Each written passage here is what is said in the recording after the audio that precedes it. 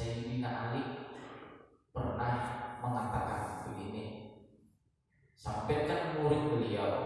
Jadi Imam Sufyan Tsauri itu pernah belajar kepada Imam Ali bin Abi Thalib atau Sayyidina Ali.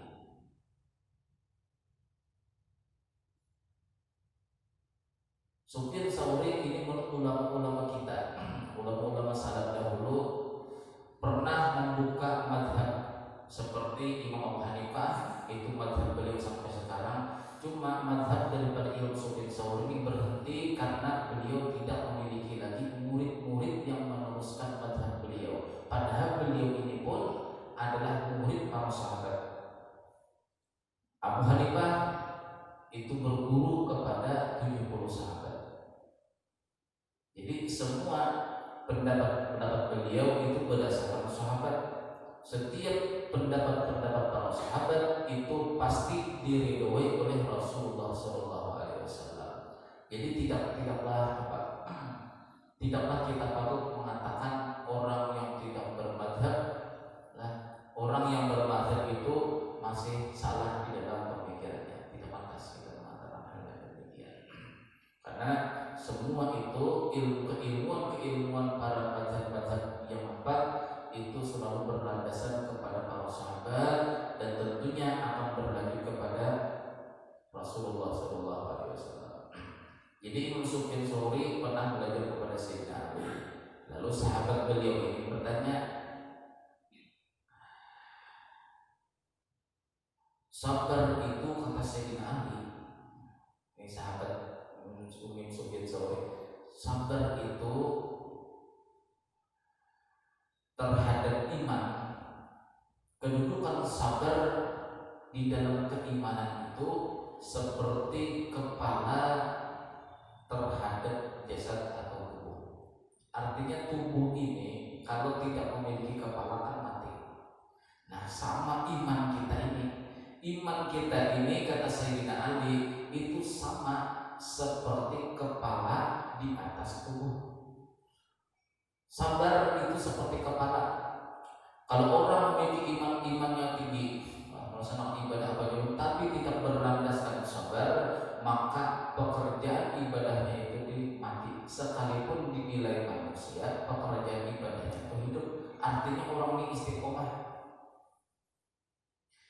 Nah, lalu Imam Sufyan Tsauri setelah mendengar perkataan sahabatnya ini, mendengar itu perkataan daripada Sayyidina Ali, beliau menjelaskan, apakah kamu kata Imam Sufyan Tsauri pernah mendengar firman Allah Subhanahu wa taala, wa ja'alna minhum a'immatan yahduna bi amrina lamma sabaru wa kanu bi ayatina yuqinun. Dan kami akan menjadikan daripada masyarakat itu a'immatan, seorang pemimpin, yahduna, yang mereka tadi itu memberikan petunjuk, mengajak masyarakat bi amrina, menegakkan agama Allah, lama sabaru, asalkan kata Allah masyarakatnya tadi sabar. Jadi manakala kesabaran kita ada, di saat itu Allah Ta'ala akan memberikan pilihan kepada kita memiliki pemimpin yang pemimpin tadi itu tidak melecehkan agama. Selama pemimpin masih ada melecehkan agama, berarti masyarakat kita Indonesia ini masih banyak yang kurang sabar. Buktinya apa? Bakar membakar, ya. Demo mendemo. Bahkan di dalam sabda Nabi SAW, jangan kamu doakan pemimpin kalian itu dengan kejelekan, tapi doakanlah hati mereka supaya mendapatkan petunjuk Allah Subhanahu wa taala. Nah, Rasulullah SAW sendiri pun mengajarkan kepada kita jangan berdemo-demo. Apalagi sampai adu domba, sampai gibah menggibah atau gosip-menggosip supaya lengser pejabat tadi, jangan. Itu bukan jalan yang terbaik. Nah, karena di saat kita sabar, kita memiliki keimanan. Iman kita hidup. Dan sabda Nabi SAW, as-sabru nisful iman. Sabar itu adalah separuh daripada keimanan. Nah, tinggal kita melatih sabar. Ada perkataan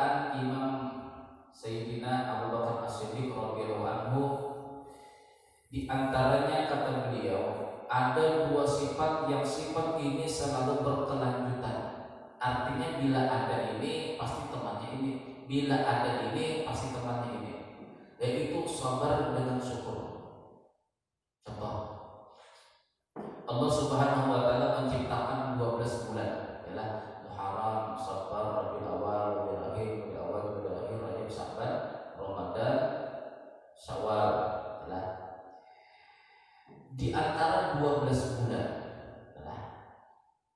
itu Allah Subhanahu wa taala melatih kita syukur selama 11 bulan, melatih kita bersabar 1 bulan. Bulan Ramadan Allah Ta'ala melatih kita supaya sabar. Apa gunanya sabar ini dilatih Allah Ta'ala? Supaya nantinya 11 bulan kita bisa bersyukur. Kita dilatih Allah Ta'ala di dalam bulan Ramadan lapar, haus, ya, mengantuk yang luar biasa pada waktu tengah malam. Dilatih Allah Ta'ala sabar. Nah, sebenarnya sabar ini tadi akan berkelanjutan, sesudahnya itu akan membuat kita itu memiliki sifat syukur.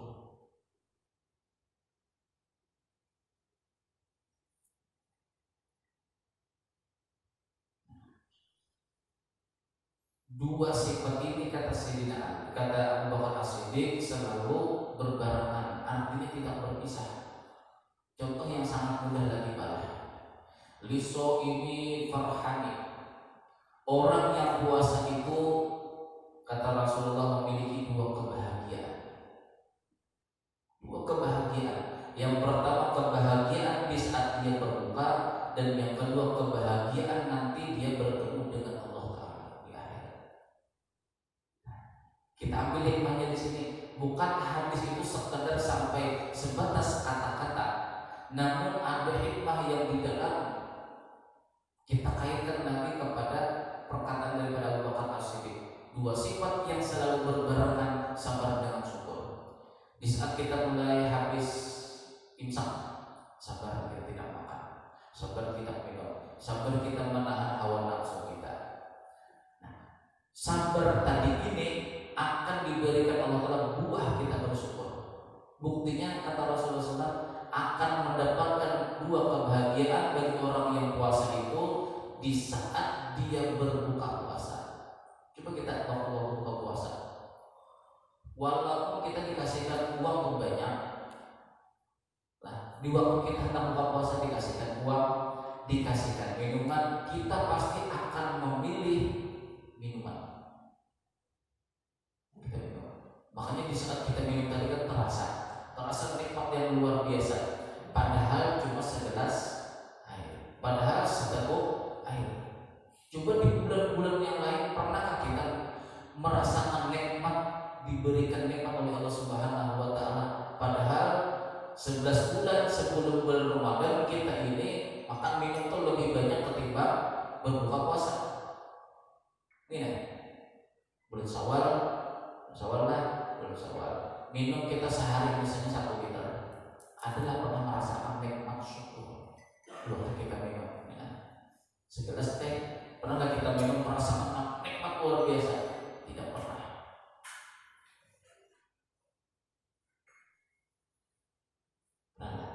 Tidak pernah. Lalu Allah Ta'ala membimbing kita. Nah, ini istimewanya. Allah Ta'ala membimbing kita bahwasanya nikmatku itu kata Allah Ta'ala harus disyukuri. Caranya bagaimana? Di bulan puasa Allah Ta'ala melatih kita sabar. Sabar ini tadi akan mengantarkan kita supaya merasakan nikmat syukur. Padahal air putih aja. Jadi waktu kita berpuasa, nikmatnya itu luar biasa. Seakan-akan kita mensyukuri mulai kepala sampai ujung kaki itu merasakan nikmat. Nah, kalau di luar daripada bulan puasa kita minum teh manis, ini terasa nikmat di sini aja Pak, di mulut aja sampai ke tenggorokan. Pernah kita merasakan rasa syukurnya itu mulai ujung kepala sampai ujung kaki? Di luar daripada bulan Ramadan tidak pernah. Tapi Allah Ta'ala mengajarkan kepada kita di bulan puasa, kita diajari Allah Ta'ala syukur itu yang sebenar-benar syukur, merasakan nikmat Allah Ta'ala mulai ujung kepala sampai ujung kaki. Bedakannya kita waktu berbuka puasa minum di luar daripada bulan puasa kita minum sama pada minumannya teh panas nikmat mana? Nah di sini Allah Taala bukan memuji kita untuk bersabar, tetapi Allah Taala pun mengantarkan kesabaran itu kepada kesyukuran. Sabar dibalas pahala, syukur pun dibalas pahala. Coba sayangnya Allah Ta'ala adalah sayangnya Allah Ta'ala sama kita. Cuma terkadang kita wal ya. Sabar itu ada batasnya. Sabar kita bisa katakan ada batasnya apabila kita sandarkan kepada kita. Karena kita ini sebagai makhluk itu ada batasnya. Tapi kalau kita sandarkan kepada Allah Ta'ala, Allah yang memuji kita, yang akan menguji kita supaya sabar. Sabar ini kita hakikatkan lagi, Allah ingin mengantarkan kita kepada bersifat syukur, maka sabar kita tadi pun tidak ada batasnya. Kan baik mengatakanlah, wah sekalipun aku dimakan prema mulai, sabar ini ada batasnya. Itu kalau kita sadarkan sabar itu kepada diri. Makanya kita Rabbilahul asmaul husna tusabbih lahul aqwam ilaihi marji'u kullu amrin kullu zaman wa kullu makan. Rabbilahul asmaul husna, Tuhanku itu memiliki asmaul husna. Di dalam asmaul husna itu ada sifat sabar, ya. Allah sabar. Nah, ini yang dinampakkan Allah, sifat sabar ini diajarkan kepada kita. Kalau sifat sabar itu diajarkan kepada kita dan kita memandang sabar itu adalah sifat Allah, insya Allah sabar kita itu tidak ada batasnya. Adapun kita banyak mengatakan sabar itu ada batasnya apabila sifat sabar itu kita sandarkan kepada diri kita. Itu aja perkaranya. Makanya bila perkara diri inilah perkara hati, banyak kita menyandarkan kepada diri kita, otomatis ada batasnya. Ada batasnya. Cuma kalau kita sandarkan bahwasanya itu sifat Allah, pasti tidak ada batasnya. Yalah, jadi bulan puasa itu sebenarnya Allah Ta'ala mengajarkan kita sabar, yalah, di dalam menahan hawa nafsu itu supaya kita mendapatkan yang namanya sifat syukur yang sempurna. La in syakartum la azidannakum wa la in kafartum inna adabi lasyadid. Jikalau kalian bersyukur, ku tambah. Bila tidak bisa bersyukur, bahwasanya adabku lebih bersangat pedih. Jadi lah kita ambil kesimpulannya, kesimpulan aja nih, supaya kesimpulan ini menjadikan bahan yang kita masukkan ke dalam hati kita dan tafakur kita, bahwasanya Allah Ta'ala itu menguji kita supaya sabar. Apa tujuan sabar tadi? Allah Ta'ala ingin menjadikan kita sebagai hamba yang bersyukur. Nah, itu kesimpulannya. Jadi yang ini yang kita bawa setiap hari. Nah, kita bawa setiap hari. Oh, aku sedang diuji supaya aku sabar. Berarti ini ujung-ujungnya supaya aku bersyukur. Makanya setiap seseorang yang banyak mendapatkan rezeki yang tidak disangka-sangka, kita ini adalah banyak bersyukur apabila mendapatkan rezeki yang tidak disangka-sangka. Alhamdulillah, anggap ini uang kaget, ya kan? Ada uang kaget di itu kan, syukurnya luar biasa. Tidak ingat lagi berwudu. Kan ada uang kaget di televisi, itu acara di televisi uang kaget. Karena sangat bersyukurnya lah sujud syukur. Padahal sujud syukur ini pun termasuk di manzilati sholat, menempati seperti sholat. Wudu, ya lah, sujudnya menghadap kiblat, itu sujud syukur. Kan cuma karena saking, nah bahasa Jawanya, saking senangnya tidak ingat lagi berwudu, menghadap kiblat, tempat tadi najis, tidak ingat lagi, sudah alhamdulillah ya Allah sampai menangis-nangis. Orang bersyukur tadi itu kenapa? Karena kaget mendapatkan rezeki yang tidak disangka-sangka. Nah, sifat manusia sama seperti itu. Manusia itu bila mendapat rezeki yang tidak dikira-kira, artinya di luar kemampuanku. Nah, ini kita ambil hikmahnya. Ini di luar daripada kemampuanku, kenapa begini? Wah, luar biasa Allah Ta'ala. Nah, makanya apabila sesuatu itu disandarkan kepada Allah, lah hasilnya itu akan menimbulkan syukur yang luar biasa. Tetapinya apabila sesuatu itu tidak disandarkan kepada Allah, disandarkan kepada diri kita, nikmat apa jua pun yang diberikan Allah Ta'ala, kita tidak akan bisa mensyukurinya. Kita kaget ya, alhamdulillah ya Allah, pas betul hari ini habis uang, pas betul hari ini habis beras, pas betul hari ini habis ikan, alhamdulillah. Syukurnya tuh terasa mulai kepala sampai ujung kaki. Kenapa kita bisa bersyukur?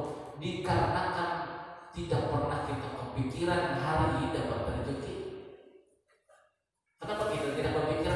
Karena kemampuanku cuma diam di rumah, karena kemampuanku dapat gaji cuma sekian, karena kemampuanku pekerjaan sedikit seperti kok kenapa banyak rezeki seperti alhamdulillah. Nah, jadi bersyukur tadi itu bisa kita dapatkan apabila ada nikmat yang kita lihat tadi itu bukan berdasarkan daripada pekerjaan kita. Ya kan? Kita ulang.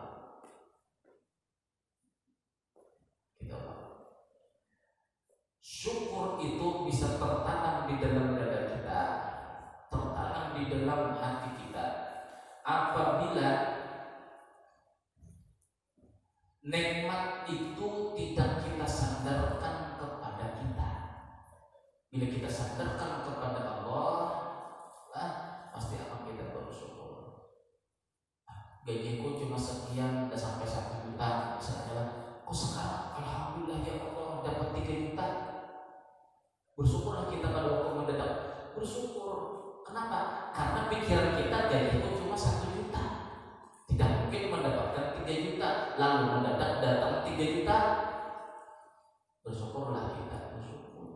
Artinya apa nih? Oh, kemampuanku gajiku cuma 1 juta. Beginilah sudah rezekiku terpandang kepada diri, ya. Diri ini tidak mampu menghasilkan 3 juta. Lalu datang 3 juta, bersyukurlah, bersyukur.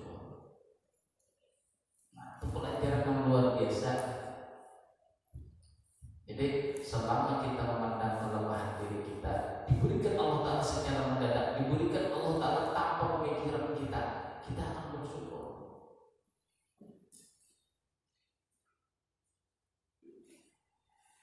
Jadi kita telah itunya gajinya sedikit aja, kok bisa banyak rezekinya. Berarti orang yang ini, orang yang sering mendadak dapat rezeki yang kira-kira, berarti dia pelatihan sebelumnya itu adalah sabar. Kebanyakan ada orang berpikiran, ganti lagi mobilnya, ganti lagi motornya, ini datang dari mana rezekinya ya? Entah mau korupsi mana, pikiran kita selalu negatif. Ini kan rezeki tanpa dikira, adalah rezeki tanpa dikira. Berarti itu tanda orang itu bersyukur. La in syakartum la azidannakum. Jika kalian bersyukur, aku tambah Allah Ta'ala. Bila kita bersyukuri rezeki kita sekarang, ditambah Allah. Bila ditambah Allah, berarti sebelumnya itu kita itu banyak dilatih sabar. Nah, seharusnya kita pandang seperti, kok kenapa orang itu sama pekerjaannya dengan diriku? Aku kerjaannya begini, dia bekerja begini. Cuma rezeki orang tadi ini lebih banyak dari aku. Kita pandang, berarti dia mensyukuri gajinya tadi. Orang itu bisa bersyukur,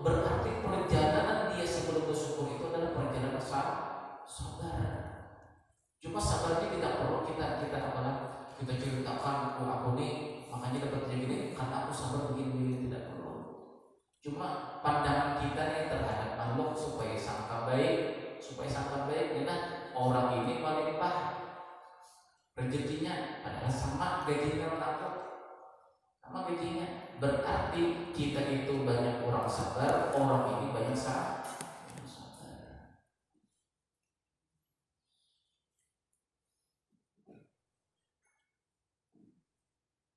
Besok ini perhani orang puasa itu mendapatkan dua kebahagiaan, ya. Kenapa? Mendapatkan karena sebelumnya sabar. Pada waktu dia berbuka, biar ibarat dalam bahasa kita adalah biar makanan basi yang ada di depan kita satu-satunya buka puasa tadi makanan basi pasti kita makan, dan kita syukur makanan basi tadi. Kita tidak berpikir lagi sampai hormat, tidak ada pikiran. Sedangkan nikmat makanan atau minuman yang lezat ada pun, yang basi pun, atau buka puasa itu dikasihkan kue lah, ini mohon maaf lah, ini kue kemarin cuma berhubung aku tidak ada yang bisa disedekahkan supaya kamu berbuka, nanti kue kemarin ya mudah-mudahan masih baik lagi. Kita tidak ada kue pada waktu itu untuk berpuasa, kita makan. Yang makanan jelek aja pun kita bisa syukuri. Bukti kita syukuri lah di waktu kita minum berbuka puasa itu terasa kayak nikmat itu namanya ujung kepala sampai ujung kaki. Itu tanda syukur, satu rasa. Jadi kalau kita ini agak sedikit menyimpang lah, kita memberikan kepada tauhid. Ya. Di dalam tauhid itu ada sifat Allah Taala, qiyamu ta'ala bi nafsi, berdiri Allah Taala. Artinya kita bisa menemui Allah Taala secara maknawi, secara makna lah, bukan melihat Allah Taala, bukan. Qiyamu ta'ala bi nafsi, berdiri Allah Taala. Bukan Allah Taala berdiri seperti kita. Artinya adanya Allah Taala itu pada segi satu rasa. Satu rasa apa? Satu rasa kita merasakan nikmat dari ujung kepala sampai ujung kaki, itu seakan-akan kita bertemu dengan Allah. Makanya sambungan hadis yang kedua, kedua kebahagiaan adalah kebahagiaan di saat berbuka dan kebahagiaan bertemu dengan aku, kata Allah Taala. Kapan kita bertemu dengan dunia ini?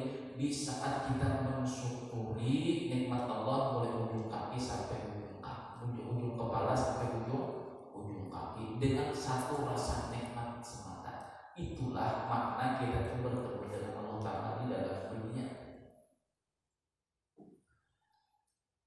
Nah, coba ya hadis Nabi Shallallahu Alaihi Wasallam sekalipun secara zahir nyata, cuma secara batin pun nyata kalau kita kaji lebih mendalam hadis-hadis Nabi. Jadi orang yang menerima rezeki yang tidak disangka-sangka itu pertanda orang itu bersyukur. Orang bersyukur itu jalannya mau tidak mau sebelumnya itu harus sabar. Sebanyak sabar yang kita latih, maka nikmat syukur itu semakin banyak. Apakah titik akhirnya syukur saja? Tidak. Orang yang sabar innama yuwaffas-sabiruna ajrahum bighairi hisab. Sesungguhnya orang yang sabar itu akan disempurnakan Allah Ta'ala pahalanya di akhirat tanpa disangka-sangka. Sabar diberikan pahala, syukur diberikan pahala. Jadi awal pekerjaan kita diberikan pahala sabar, ujung daripada perkara kita syukur diberikan pahala. Wasanya digish syakir. Allah, kami pasti akan membalas orang yang sudah bisa bersyukur. Jadi sayangnya Allah Ta'ala kepada kita luar biasa, Pak. Kita diberi ujian supaya sabar, supaya dapat pahala. Sabar tadi ini belum dibimbing Allah Ta'ala lagi kita supaya ujung-ujungnya kita bersyukur. Syukur tadi kita sudah kita dapat, di akhirat pun dibalas Allah Ta'ala. Coba bayangkan kehidupan kita ini 24 jam yang dilatih Allah Ta'ala dalam kehidupan kita ini cuma dua, sabar sama syukur. Sabar sama syukur aja. Contoh lah, nah ini pelatihan bagi diri kita dengan diri kita masing-masing. Kalau ingin mendapatkan nikmat syukur di dalam beribadah, ajaran di masjid Haji Qayyum ajar Allahu Akbar lah. Bila kita sabar, lah bangunnya itu sabar tanpa terpaksa. Lah, lalu datang ke masjid, lalu sholat berjamaah, itu terasa kayak nikmat luar biasa.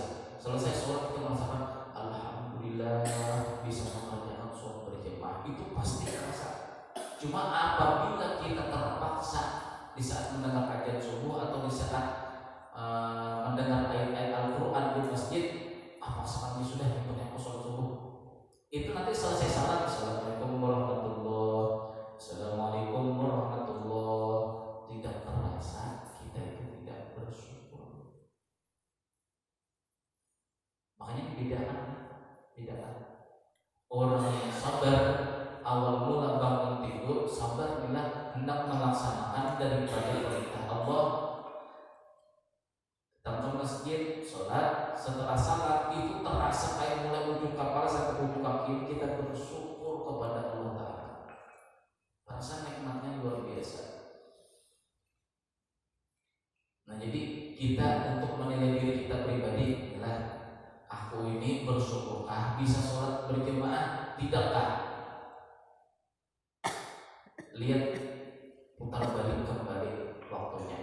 Aku subuh tadi terpaksa sholat, pantasan aku habis salam tidak merasa bersyukur. Banyaknya orang yang menginginkan mau sholat berjamaah, tapi tidak dibimbing Allah Ta'ala, tetap aja sholat di rumah. Kalau sudah tahu dekat dengan masjid, sudah rumah telah tinggal beberapa langkah untuk sholat berjamaah ke masjid, tapi yang namanya Allah Ta'ala tidak membimbing hatinya, tidak bisa sholat ke masjid. Kita jauh-jauh dibimbing Allah Ta'ala, itu luar biasa. Luar biasa Allah Ta'ala sayang sama kita Tuhan, dibangunkannya kita. Sabar kita kan, sabar diberikan pahala. Selesai sholat merasakan syukur di atas bimbingan Allah Ta'ala, kita melaksanakan sholat berjamaah, dapat pahala lagi 2 kali. Sabar dapat pahala, syukur dapat pahala. Nah, yang ini senjata kita. Makanya dalam hadis Nabi Sallallahu Alaihi Wasallam, tidak ada senjata yang paling tajam terkecuali adalah kesabaran. Itu dalam hadis Nabi. Senjata inilah yang bisa menguatkan iman kita supaya mati beriman adalah, kan di dalam sabda Nabi tadi sebelumnya bahwasanya kata Sayyidina Ali, sabar itu adalah kepalanya iman. Supaya hidup terus iman ini, supaya iman ini betul-betul hidup, maka sabar yang dilatih. Supaya mati dalam keadaan beriman. Semua orang mau mati beriman, cuma melatih sabar tidak mau, bisa kan? Tidak akan bisa.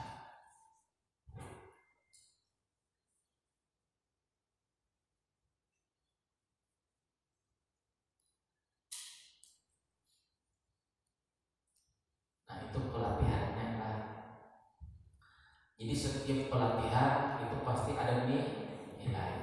Nah begini lagi cara menilai diri kita adalah, kita ini bisa menilai orang lain, tetapi kita tidak bisa menilai nilaianku di sisi Allah Ta'ala bagaimana. Kebanyakan diri kita ini banyak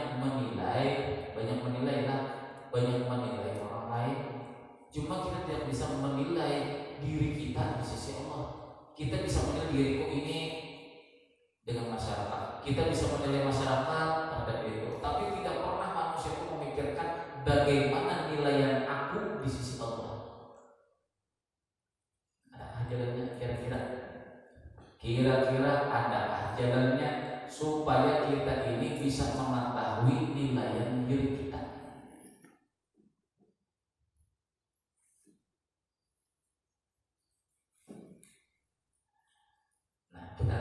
Kita ambil hadis Nabi Sallallahu Alaihi Wasallam yang banyak dikatakan ulama-ulama kita.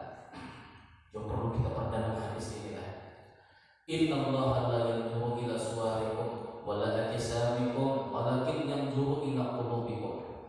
Sesungguhnya Allah kata Rasulullah tidak memandang kepada rupa kalian, kepada jasad kalian atau tubuh kalian, tetapi Allah memandang kepada hati kalian. Nah, dapat sudah kita kuncinya. Kita ingin tahu nilai kita di sisi Allah bagaimana. Kalau di sisi makhluk baik dinilai kamu itu baik, belum tentu di hadapan kita dia baik, di belakang buruk. Kita dinilai di hadapannya buruk, belum tentu buruk nanti di belakangnya.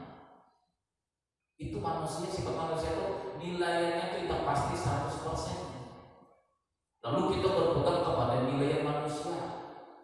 Kamu tuh paling top loh di sini, misalnya adalah paling baik loh di sini, di kampung sini, di masyarakat sini, di Gerha Indah ini paling bagus loh.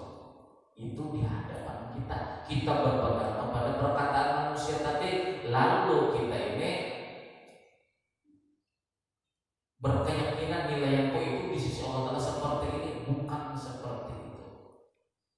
Belum tentu. Siapa tahu di belakang kita itu juga bilang puji-puji aja, wah merasa kampung mengeluarkan uang di dompet aja.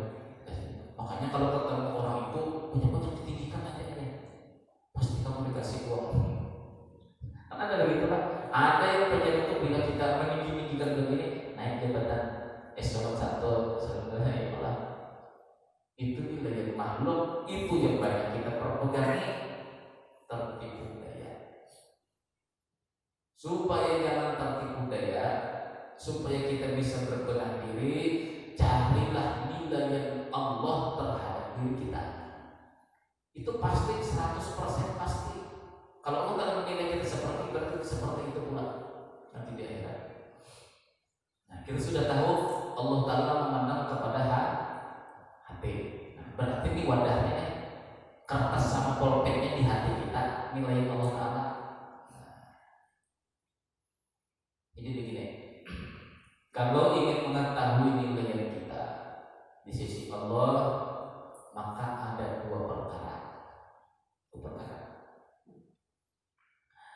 Apabila kita menganggap diri kita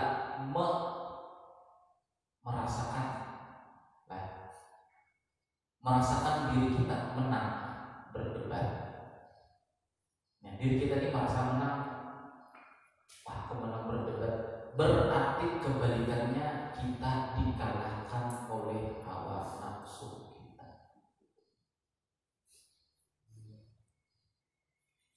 Berarti itu nilaian di sisi Allah. Kamu itu mengaku menang, berarti kalau menang kita ini merasa menang, berarti kita itu dikalahkan oleh hawa nafsu kita. Kebalikannya lagi, bila kita mengalah,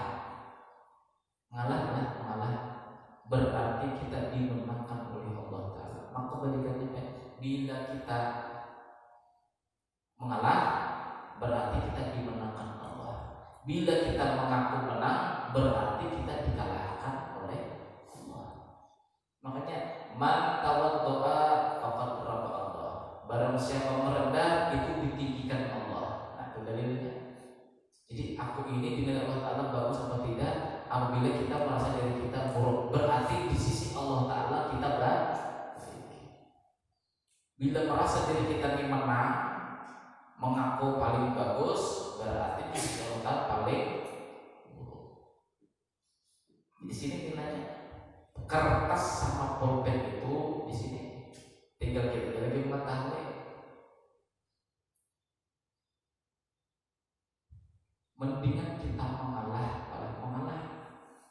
kita, tetapi di sisi Allah Ta'ala kita dimenangkan. Kamu menang sudah melawan hawa nafsu kamu, berarti nilainya jihad di sisi Allah. Itu aja kita nak menilai diri kita. Nah, jadi kebalikannya, bila merasa kita itu paling buruk, paling jahat, berarti di sisi Allah Ta'ala kita paling baik. Nah, itu aja. Nah, seharusnya inilah yang kita perdalam, nilai kita di sisi Allah, jangan nilai kita di sisi makhluk. Lalu kita berpegang nilai makhluk tadi, makhluk itu bisa munafik, di hadapan kita baik, di belakang buruk. Tapi Allah Ta'ala tidak bersifat demikian. Kalau kata Allah Ta'ala kamu itu baik, maka baik Allah Ta'ala. Makanya banyak-banyak tawadhu, ya. Tawadhu berarti itu nilai kita ditinggikan Allah. Bila kita banyak meninggi, berarti di sisi Allah Ta'ala kita tuh direndahkan Allah Ta'ala. Na'udzubillah min dzalik. Cari nilaian di sisi Allah. Jangan berpegang kepada nilaian makhluk. Kapan kita itu bisa dinilai Allah Ta'ala? Apabila kita mengalahkan hawa nafsu kita, berarti kita dimenangkan Allah Ta'ala. Jadi nilai kita kebalikan kebalikan daripada perasaan kita. Bila kita merasa kita ini bukan ahli ibadah, berarti di sisi Allah Ta'ala ahli ibadah. Kita ini merasa banyak sudah berzikir, berarti di sisi Allah Ta'ala nol nilainya. Nah, jadi menilai diri kita di sini kembali kepada hati kita masing-masing. Itu propaganda.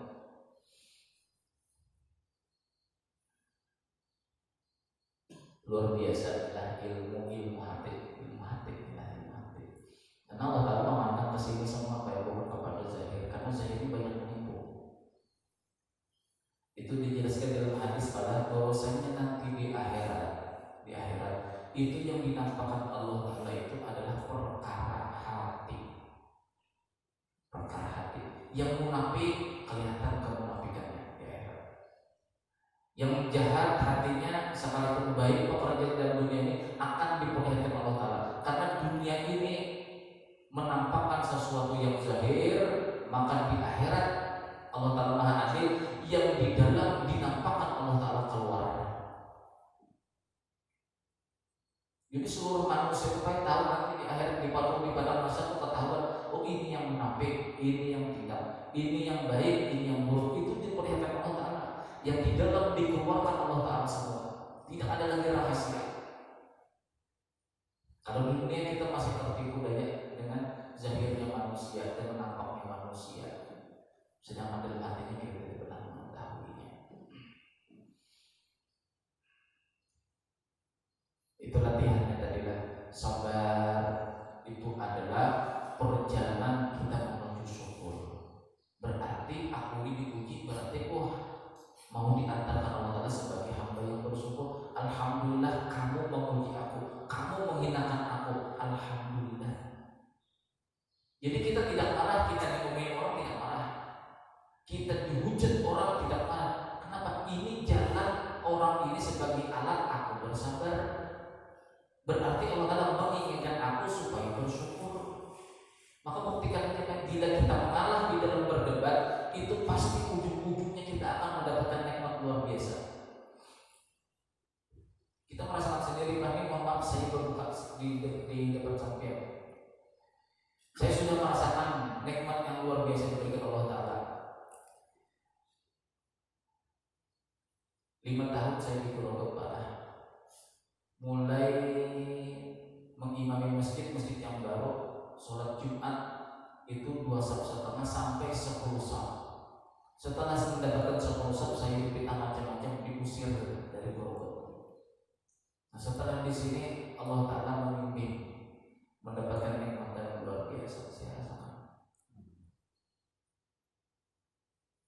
Jadi kemarin waktu kita sebelum kesini mampir ke Bogor sebentar, Pak Ustaz sampai kenal dan dengan ini ada Habib itu mengatakan sampai begini Pak Ustaz. Nah kata saya kenapa Habib? Orang ini mengatakan sampean diusir itu karena ini. Saya bela sampean Pak Ustaz, kata Habib tadi. Sebenarnya Pak Ustaz itu banyak difitnah. Padahal diri kita tidak pernah pada waktu kita difitnah itu tidak pernah membela. Berdiam. Bila kita berdiam, malah di dalam dihujat orang, difitnah orang, suatu saat kita akan dibela oleh seseorang yang tidak pernah kita kenal, orang yang tidak pernah kita sayangi ternyata membela kita. Buktinya Habib ini kalau aja kita kenal Habib ini tadi, ternyata beliau yang membela kita.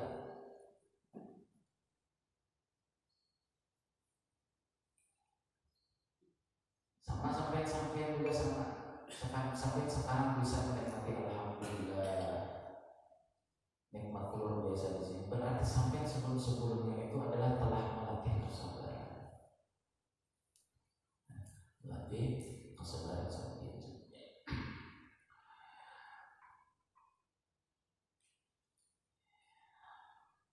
As-sabru kanzun min kunuzil jannah.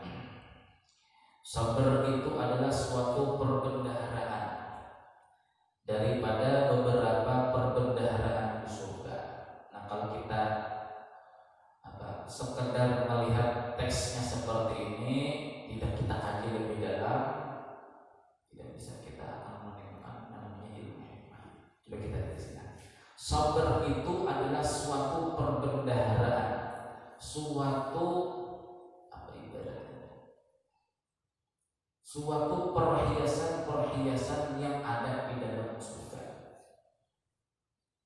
Jadi sabar ini adalah rasa nikmat yang dirasakan oleh orang-orang yang ahli surga. Perbandingannya.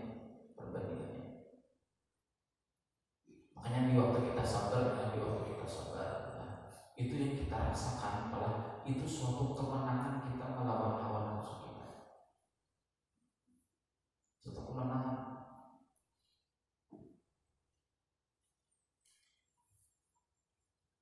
Di saat kita sabar, itulah pikiran kita itu tidak lagi mencintai dunia. Kenapa? Karena sabar itu adalah suatu perhiasan atau perbendaharaan di dalam surga.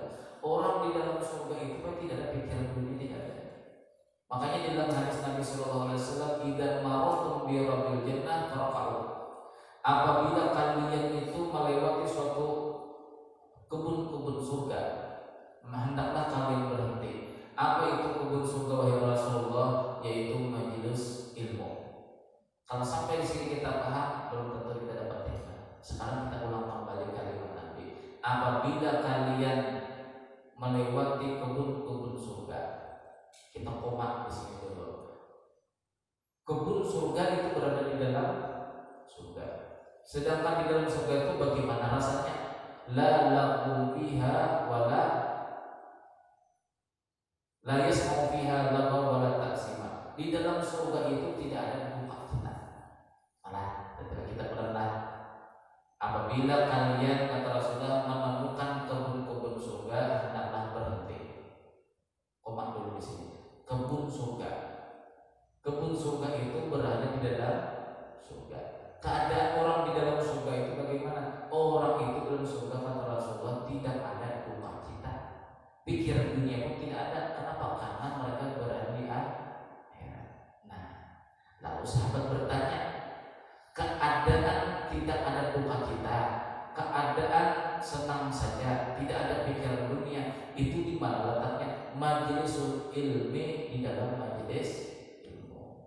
Tetapi tidak semua majelis ilmu itu seperti kebun-kebun surga. Karena banyak aja kita duduk di majelis taklim, tidak bisa majelis taklim tadi itu menghilangkan pikiran dunia kita. Bahkan sampai-sampai pikiran kita ini memikirkan hutang tidak bisa dihilangkan oleh majelis taklim tadi. Berarti majelis taklim tadi itu bukan daripada kebun-kebun surga. Jadi ada pilihan-pilihan, ada pilihan-pilihan. Ada majelis taklim seperti kebun-kebun surga, ada majelis taklim seperti kebun-kebun neraka. Artinya bila kita di banyak pikiran datang ke majelis taklim tadi itu, lalu semakin rusak hati kita. Buktinya rusak di majelis taklim tadi mengatakan bid'ah, sesat, ditambahkannya penyakit hati kita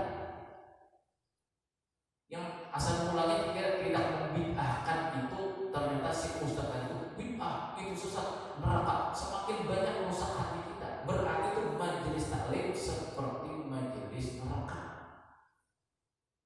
Asal mulanya kita tidak tahu itu bid'ah, kita pokoknya sama baik dengan manusia, datang ke majelis taklim tadi itu, si ustaz tadi mengatakan ini bid'ah, ini sesat, yang sesat pasti neraka. Nah, berarti yang kita jalani tadi itu bukan kebun surga, tetapi kebun-kebun neraka. Yang dikehendaki Rasulullah, majelis taklim itu seperti kebun surga. surga. Kebun surga itu berada di dalam surga. Keadaan di dalam surga itu orang tuh tenang pikirannya. Bahkan pikiran hutang itu tidak kepikiran lagi. Habis diomeli istri di rumah, tanpa majelis taklim, hilang pikiran omelan tadi. Nah, berarti itu yang kita cari. Di mana majelis ilmu tadi yang bisa menenangkan pikiran kita? Berarti itulah majelis taklim yang diridhoi Allah Ta'ala. Jadi jangan ikut bila kita sudah tahu ada majelis taklim, yang majelis taklim itu banyak menambah penyakit hati kita, banyak menambah sangka-sangka buruk kita terhadap umat Islam, jangan diikuti. Berarti itu kebun-kebun neraka. Nah, itu bagian. Nah, sama sifat sabar tadi. Sabar itu seperti perbendaharaan di surga. Artinya apa? Di saat kita sabar akan merasakan yang namanya seperti keadaan ketenangan di dalam surga. Nah, itu istilahnya. Itu pembahasan masalah ilmu mantik di dalam bahasa Arab, itu namanya ilmu mantik. Ilmu yang mengkait-kaitkan kepada sesuatu yang sudah berkait, itu ilmu mantik. Tetapi ilmu mantik ini Imam Ghazali pernah mengatakan apabila ilmu mantik ini dipelajari akan timbul debat mendebat, maka ilmu mantik ini hukumnya haram dipelajari.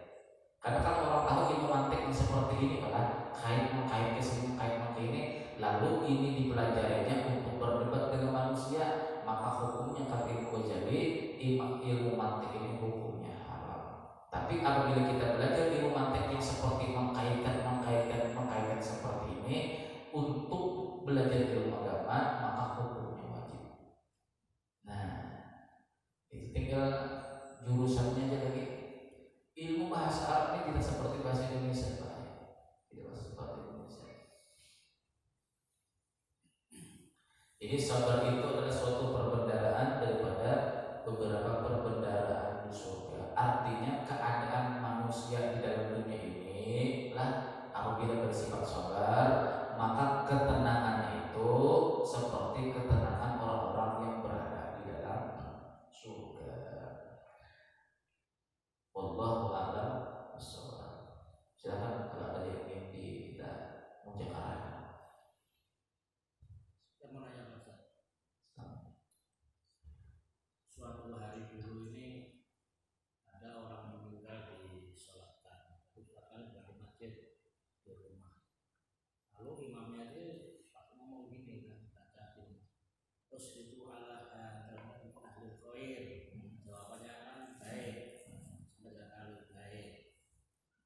Kemudian yang mensolatkan itu keluar rumah. Ada salah satu orang, dua orang ini ngomong gini, baik apa aja tidak baik itu. Orang itu hidupnya cuma tidak baik. Maka waktu bilang jawabnya baik. Nah, itu orang yang jawab itu tuh yang itu bagaimana Pak Ustaz? Kan kami doakan, bos itu alahan dalam ahli khair, jamaah menjawab baik, baik, baik. Kemudian orang itu keluar rumah, jamaah tadi itu ada orang jawab begini, ngomong gini, baik apa itu kan tidak baik, dia itu mencari dunia. Itu bagaimana Pak mendoakan orang itu? Bahwa kelakuannya semacam itu diketahui orang yang tadi itu kan itu. Masa hidupnya mungkin dadanya bagaimana?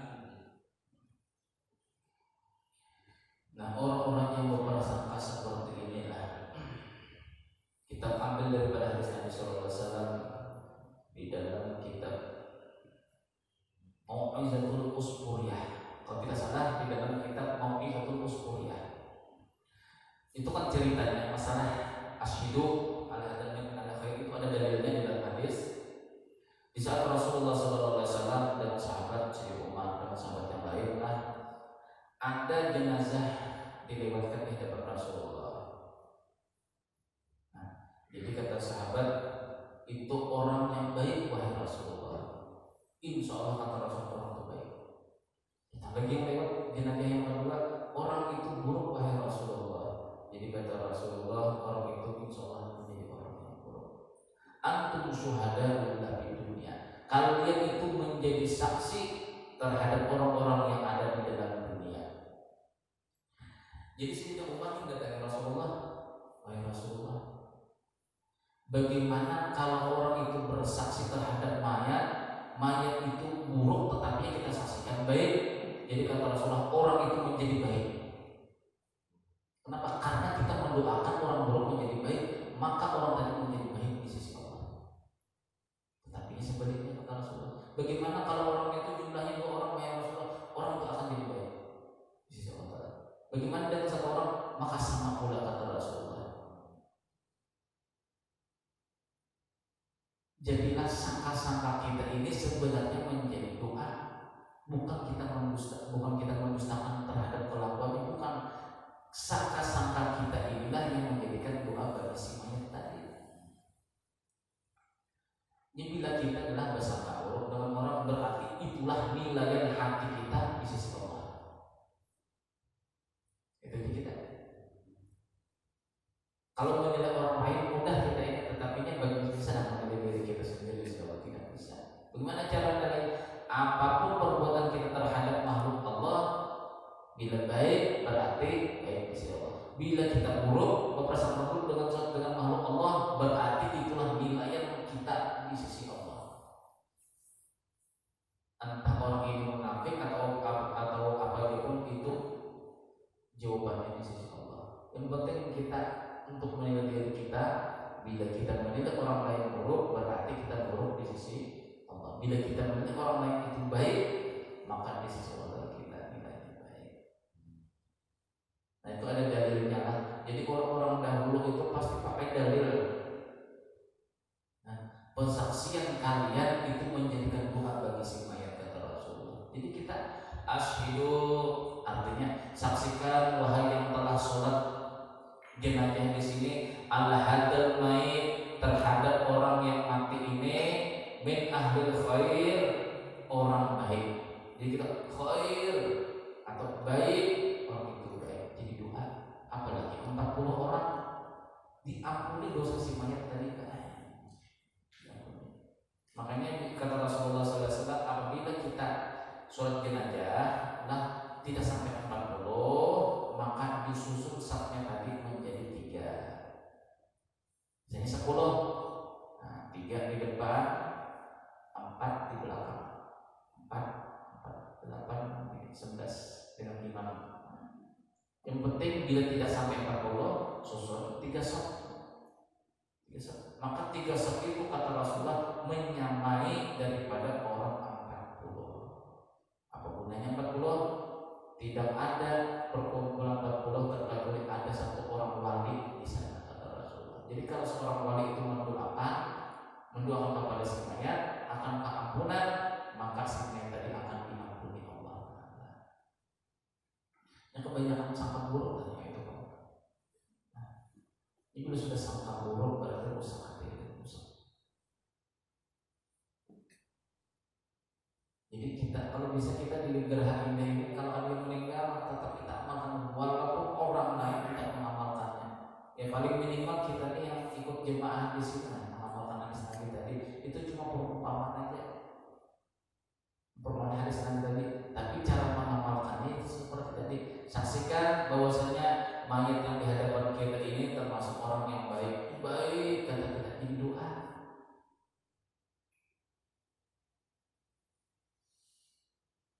Jika kalian mendoakan seperti kata Rasul, mayat itu jadi baik, mayat itu jadi jahat, insya Allah jadi baik kata Rasulullah. Jadi sahabat yang pertama ada yang lewat membawa mayat, ya. Itu orang baik wahai Rasulullah, insya Allah jadi orang baik kata Rasulullah. Padahal Rasulullah tidak tahu lagi si mayat itu siapa. Yang bagian kedua orang itu jelek wahai Rasulullah, jadi kata Rasulullah insya Allah orang itu jadi jelek di sisi Allah. Kita menginginkan kita sesama umat ini selalu mendoakan. Itulah di dalam hadis Nabi SAW yang terakhir, khaslatani la afdalu minhuma. 2 perkara kata Rasulullah, tidak ada apa jua pun yang lebih afdal terkecuali 2 ini. Jadi amal ibadah apa jua pun itu tidak akan afdal terkecuali 2 ini. Yang pertama al-iman billah, beriman kepada Allah, itu pasti sudah paling tinggi. Yang kedua naf'ul muslimin, memberikan manfaat yang bisa memberi manfaat sedekah di waktu orang meninggal dunia dengan doa.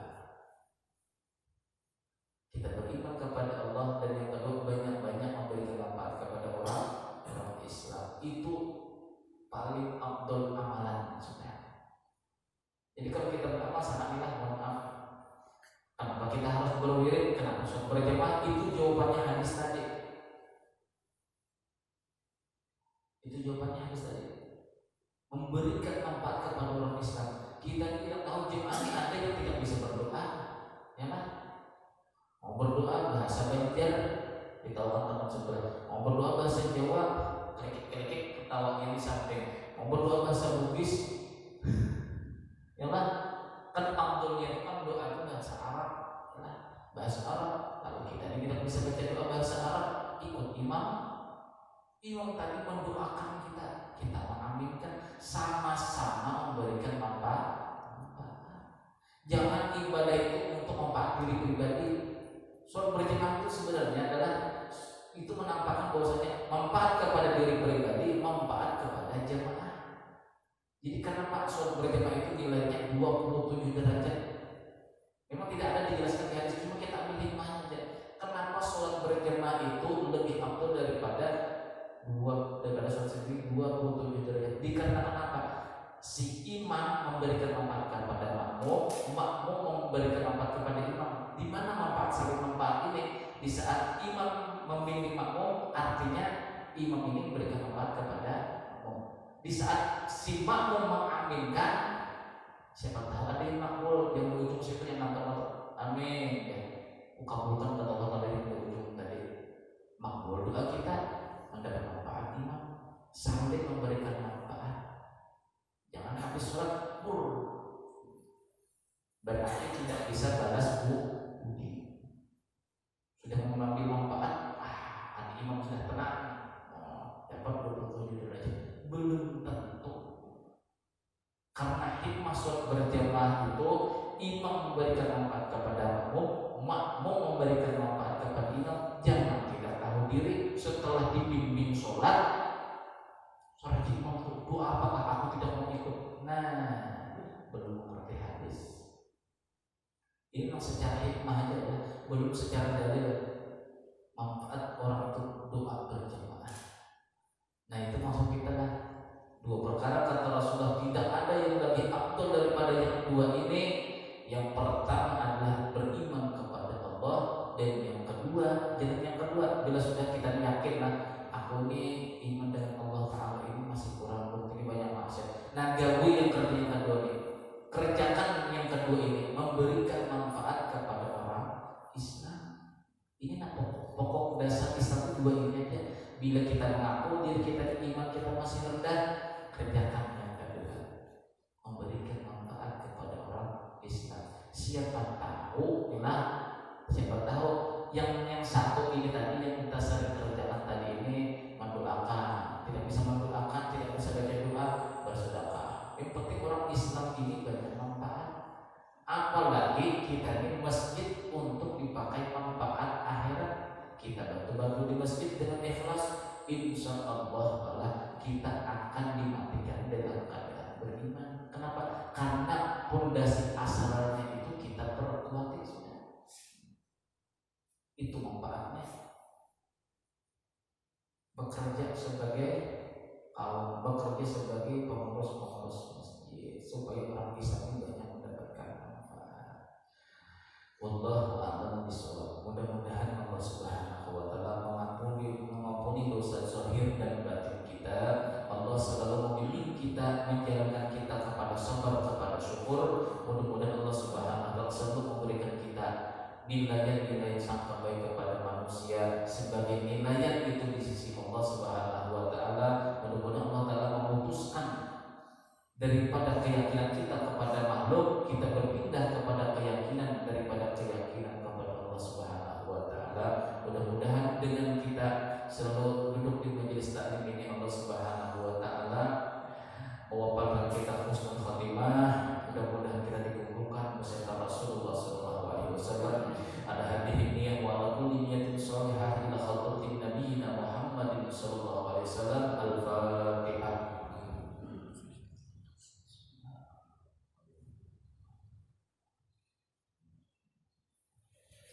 Bismillahirrahmanirrahim. Alhamdulillahirabbil alamin wassalatu wassalamu ala asyrofil anbiya'i wal mursalin sayyidina wa maulana Muhammadin wa ala alihi washabbihi wasallam ajmain. Allahumma ighfir lana ma akhtana wa ma ta'ammalna wa ma asrarna wa ma a'lanna wa ma anta a'lamu bihi minna antal muqaddimu wa antal muakhiru la ilaha illa anta rabbana atina fid dunya hasanah wa fil akhirati hasanah wa